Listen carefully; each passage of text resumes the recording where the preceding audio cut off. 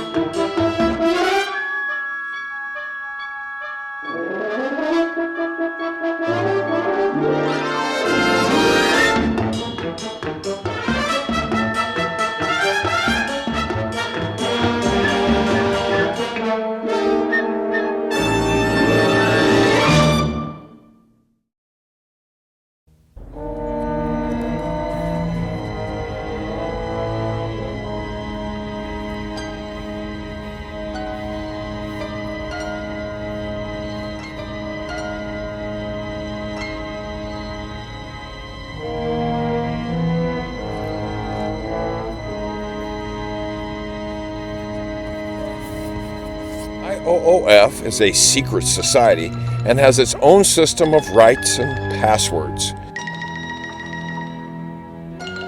There are several theories about how the name Odd Fellows came into use. One of those theories is that a group of men who felt outside the system of trade guilds. These men banded together to form their own labor union. These were fellows from various odd trades. The first lodge was organized in Missouri in 1835 and incorporated in 1843. The Oddfellows home was established for the care and maintenance of members of the order who were unable to earn a livelihood by reason of age or affliction, those who were indigent, and for the wives and orphans of members. In order to be admitted, members must have been in a continuous good standing in their lodges for 5 years prior to their submission for acceptance into IOOF. Application was made through the members' lodge. The list of past residents includes some of the early founding members of Missouri IOOF and Rebecca lodges, as well as many leading citizens of small towns across Missouri.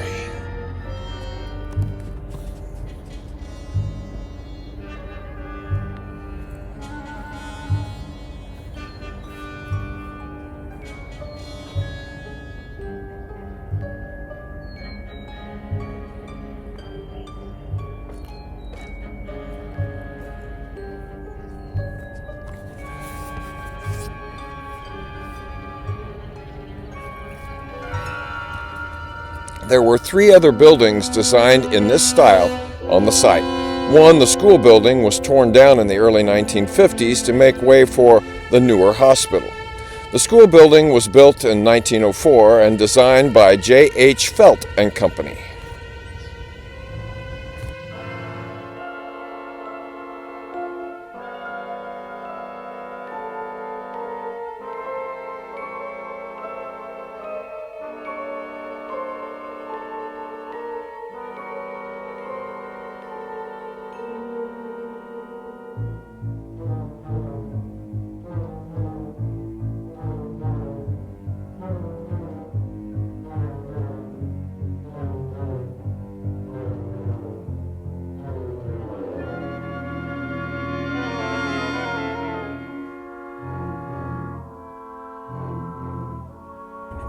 Supposedly, this building is haunted, and on the wall, someone or something has spray painted, "Get Out."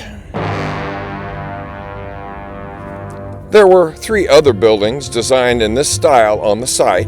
One was the school building, and it was torn down in the early 1950s to make way for the newer hospital. The school building was built in 1904 and designed by J.H. Felt and Company of Kansas City, who also designed some later additions to the Oddfellows home. Oh, say, what's wrong with you people? Can't you show a little life? Are you the same ones that used to skip rope and hunt for pollywogs, huh? And run through sprinklers, huh? The Old Folks Building, at first called the Old Folks Pavilion, was designed by E.C. Eckel and built during 1907. In 1908, in order to accommodate the growing number of applications for admittance, the old hospital was built in 1923 and designed by Samuel M. Hilt of Kansas City. Viewed together, the 3 remaining buildings not only document the evolution of this style over a quarter of a century, but the typical building technology and materials for institutional structures as well.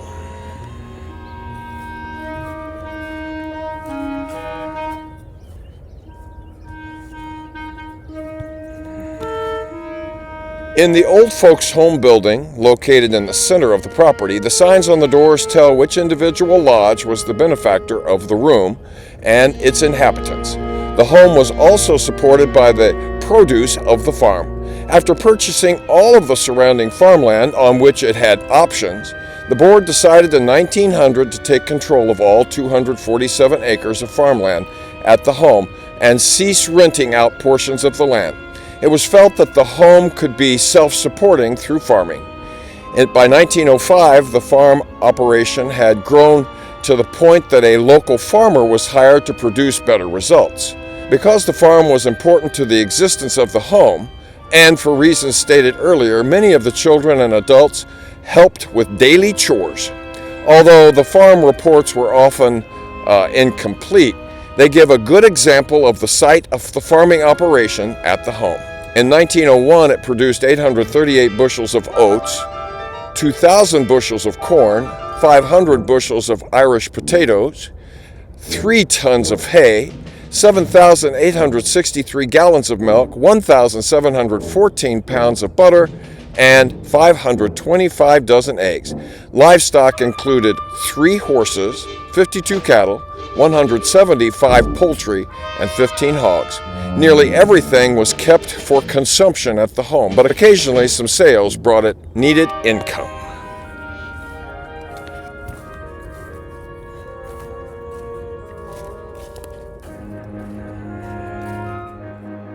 The Winter Hotel was built in Liberty in 1887, known as the year of the Great Boom in Clay County real estate. One of the largest real estate owners was the Winter Investment Company, purchaser of 18,000 acres of Clay County land. The hotel was first called the Reed Springs Hotel, was located on the site of the present Oddfellows home. This was in 1849 is when it was built. And in 1900, the springs were located north of the bridge. And in 1891, Winter purchased property and changed the name to the Winter Hotel. And in 1895, Winter lost the hotel and land that was purchased by the Oddfellows. But occasionally some sales brought it needed income.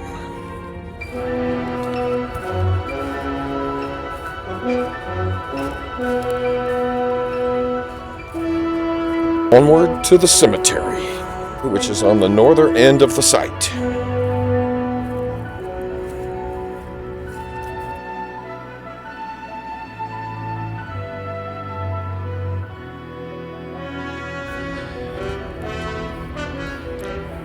As the chief purpose of the Oddfellows Society was to give aid, assistance, and comfort to members of families, the Grand Lodge of Missouri helped in times of death, as well as in sickness and misfortune. A cemetery plot, headstone, and burial services were all part of the large system of benefits that were available to the Oddfellows.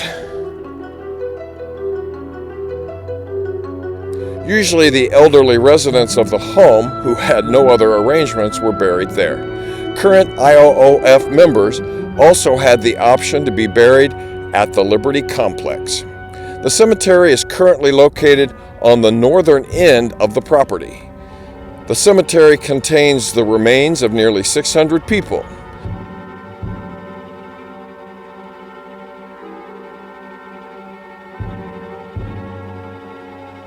Just outside the cemetery gate sits a memorial dedicated by the Liberty IOOF Lodge to honor members who were killed in World War II.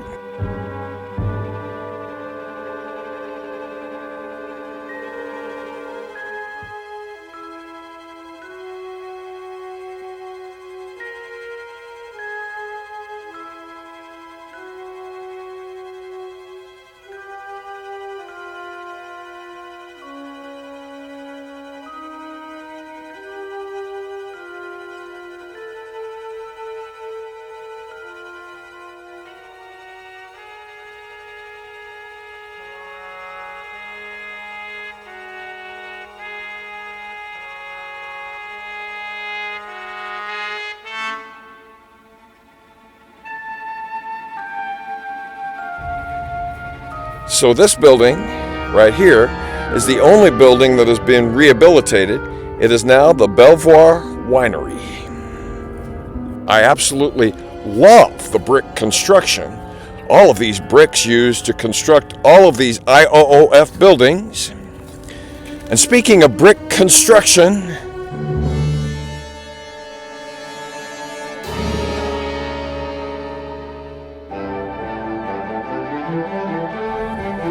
and built in the same era as the Oddfellows home is Corbin Mill, located here on Water Street, just off Mill Street, and I am here. Liberty, Missouri is a city rich in history, with the Corbin Mill being a significant part of its heritage.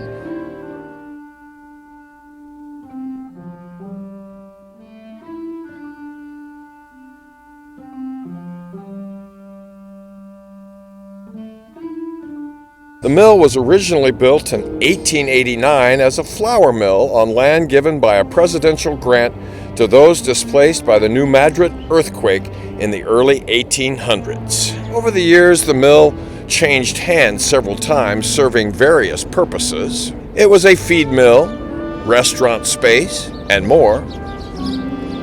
The mill's current owners, Corbin Mill Properties, have transformed it into a mixed-use space with office, retail, and event space, creating a vibrant community hub in Liberty. The mill was built in 1889 by O.H. Corbin and Sons as a flour mill on land given by a presidential grant to those displaced by the New Madrid earthquake in the early 1800s. As times changed, so did the usage of the mill. Purchased in 1922 by Farmers Marketing Company, it became a feed mill. Ron McCoy now tumbles helplessly toward a new, fantastic adventure, somewhere beyond the infinite corridors of time. But where will he land this time?